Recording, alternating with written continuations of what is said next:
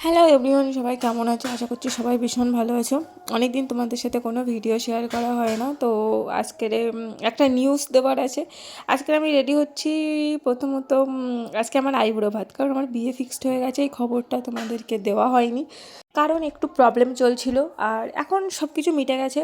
তো এরপরে সব রকম টুকটাক আপডেট তোমরা দেখতে পাবে। তো তোমাদের সাথে কথা বলতে বলতে আমিও চলে আসলাম এখানে। আমার সব ভাইজিরা মিলে আমার আইবুড়ো ভাতের আয়োজন করেছে, আর এরা কি সুন্দর করে ডেকোরেশন করছিল দেখো।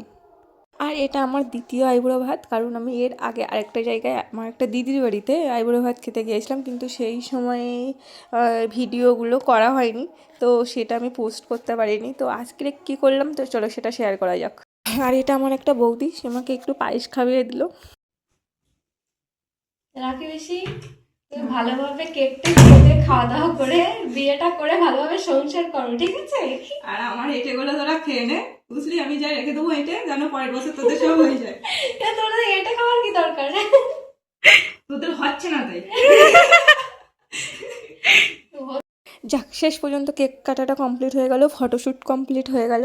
কারণ আমার যা খিদে পেয়েছে তোমাদেরকে কি বলবো, মানে 2:30-3টের সময় মানে এরা সমস্ত কিছুর ব্যবস্থা করে রেডি করেছে, তখন 2:30 বেজে গেছে, আর আমার তখন অলরেডি ভীষণ খিদে পেয়ে গেছে। তারপরেও এরা খেতে বসে বলছে তুই খাবি, তো সেখানে ছবি তুলবো। তো আমি বলছিলাম যে আমি লেগ পিসটা ধরছি, তোরা ছবিটা তোলে রে ভাই, তারপরে খেতে দে শান্তিতে। দুটো ক্যামেরা মুখের সামনে ধরে রাখলে কে খেতে পারে?